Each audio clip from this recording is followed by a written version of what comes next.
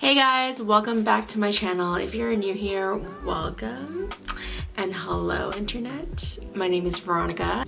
As you can tell from the title, I'll be talking about my fitness journey. I've been wanting to make this video for the longest time and I've been putting it off, and finally today is the day. I'll be telling you guys what was life like before working out, and of course I'm going to be sharing with you guys my pictures along the way as we walk down through memory lane. Growing up as a kid, I was always that chubby, round-faced, bowl haircut Asian girl and wore my brother's hand-me-down clothes, so I was often sometimes mistaken as a boy.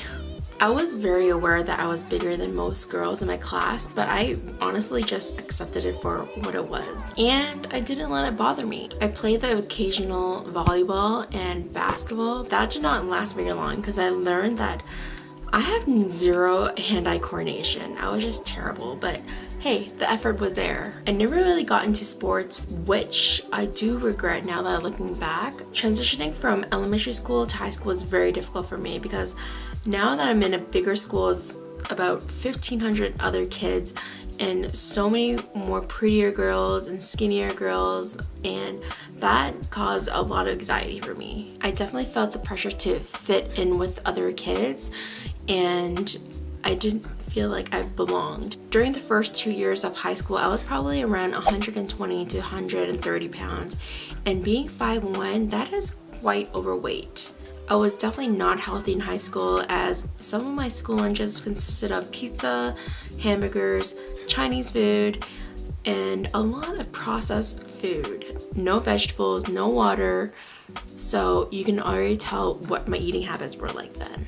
I never packed lunch, as I was fortunate enough to get allowance money on a weekly basis, so I was able to buy whatever I wanted. But even though I got allowance money, I was not spending my money wisely. As you can tell, I gained a lot of weight over the course of my high school career. I never ate vegetables, I hated drinking water, I was never active, and the thought of stepping into the gym was traumatizing. When I was 17, I worked at Wendy's for 2 years. I always got discounted food and even sometimes free food. That did not help my waistline. After working in the food industry, I worked in retail, which meant I worked at a mall. And you already know that malls have food courts. Not a good idea for Veronica. Pretty much all my meals and my snacks came from the food court. Breakfast, lunch, dinner. I was not only doing good for my body, I was not doing good for my wallet because I was just spending money like crazy, just blowing shit out of the window. Then comes along my early 20s when all the partying started happening. Going to bars, going to clubs, all the drinking, and in combination with the McDonald's, the pizza, the straight meat hot dogs. Wow, probably was at my highest weight of 165 pounds. Never really shared this part of my life, but there was a period where I caught myself binge eating and eating alone. You know, with food is such a universal language. It is a way to connect with people, but oftentimes I found myself eating alone. I would eat large quantities of food by myself with no control. A bag of chips would be eaten in one sitting, and I would keep a 2-liter bottle of Coca-Cola inside my room and not share it with anyone. Sometimes I felt very lonely and I found comfort in food. When it came to dating, I was feeling super insecure of how I looked and I had no confidence. I always had this fear that no one would give me a fair chance to get to know me as a person and look beyond the looks of my exterior body. I tried dabbling into online dating when it first became a thing, and I would be talking to all these guys, but when it came to them messaging me and telling me that they wanted to meet up with me, I would bail. I would bail because I would feel super embarrassed. I was just insecure. I was just so in my head that I would disappoint the person that I was talking to online. I didn't want to go through that shame in person. Looking back, I used to hate taking full body pictures. I didn't like how I feel. I was always a sluggish, out of breath, unmotivated. I never had energy to do anything. So my heaviest weight was 165 pounds. I was 24 and standing 5'1", so you can already imagine how stubby and short and pudgy and just not cute at all. In 2014, that's when I decided to pull the trigger and said enough is enough. I decided to go to the gym. I walked my little butt over. I was very intimidated. It was just very out of my comfort zone. The gym was definitely an environment that I was not used to. I was extremely intimidated by all the people that were in there. I remember so vividly of which gym I went to, and the feeling that I had inside. Felt so nervous, intimidated. I was very shy to even, go to the staff and say, hey, I want to sign up for a membership, because I was just like owning up to my own weight. I took full responsibility of how I looked then, and I decided to make a change. When I joined the gym, I signed up for 4 classes of personal training just because I had no idea what I was doing in the gym. I wanted to get to know a little bit about the machines I was going to be using. So I did 4 classes of those. It gave me a little bit of insight, but honestly, it was just really a money grab for the personal trainer, and I got sucked in. For the first year at the gym, I only used the elliptical and the treadmill, only did cardio. I did not step anywhere near the weights just because I was so intimidated by the people there. So the first year was really a trial and error. I wasn't very consistent. I only went when I felt like it. I had no real inner motivation. It was just kind of like, okay, today I'm gonna go to the gym, and the next day no gym, and then the next week no gym. Between 2015 and 2016, so the second and third year into joining the gym, I started to go to the gym with a coworker of mine at the time. They were doing really heavy lifts, and I would copy them by doing the same amount, but that was completely wrong. Our bodies are built differently, and we didn't have the same fitness goals. 2017 was a year that I started to take my fitness very seriously. I was so fed up with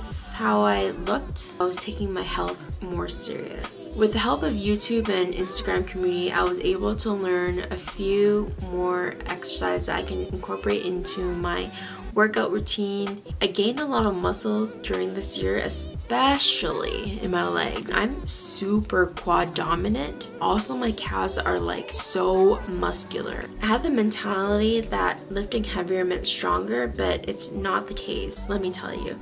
Because with that mentality, I intentionally got really bulky, and I did not like how I looked. Now, during this time, I was working in a downtown office, and you already know when working downtown, there's like an abundance of food everywhere, and it's almost hard to say no. I found some self-discipline in myself to dedicate Sundays to meal prep just so I'm setting myself for success for the week. I'm not buying lunch. I know exactly what I'm eating and putting into my body. For the most part, I was eating pretty healthy. Salads, ground turkey, sweet potato, broccoli, butternut squash, green smoothies, pretty much all the typical healthy meal. Since 2017 was a year of intentional bulking, I made 2018 a mental note to do more cardio just so I can get rid of the excess fat I was carrying, especially in my lower stomach area and my back area. So I started to do 5-kilometer jogs around my neighborhood in the morning, about 3 to 4 times a week. One of the biggest accomplishments in my fitness journey was running in a marathon last year, and it was my first marathon. So it was definitely a feel-good moment. I didn't think I was able to ever run a marathon 5 years ago. 5 years ago, I was not able to run for a minute. So I was very happy that I was able to stick it through. I felt the strongest I've ever felt. I was able to do 2 to 3 pull-ups unassisted. I didn't think I was ever able to do even 1 pull-up. I could even lift myself up, to be honest. I was going to the gym 3 to 4 times a week. Sometimes I would do morning workouts and night workouts depending on the day. So that would be 2 workouts in a day. Some people think going to the gym twice is insane, but I mean, if you want your goals just as badly as you say you do, then it's not crazy. On Sundays, I would do a high-intensity fitness class called Body Tag. It's basically a sports-inspired training. Now that 2019 is here, I'm so excited to see what other change I can transform in my body. I am definitely going to be focused more on my upper body just because I want to build that back, Currently, I'm weighing 150 to 155 pounds, and it's not my ideal weight. We all know that since I gained a lot of muscle weighs a lot more than fat. Now that I'm looking back and reflecting on how my life was like 5 years ago, it has been a 180 change. I've enjoyed the ride. It hasn't been an easy ride, but it is a journey with anything in life, and you just have to stick it through, be consistent. We have days when you don't want to go to the gym. Just remember of why you want to do it, your goals that you want to achieve, what kind of lifestyle you want to take your body to, and that you're in a long-term commitment with yourself. So you have to put yourself first. I am trusting the progress that, with consistency and time, that I will reach my goal weight, which is right now I'm trying to aim for 130 and see where my journey takes me. I know as long as I'm making consistent strides at my fitness journey that I'm willing to put in the work and the sweat. I just have to trust the progress that it will work, and the results will speak for itself.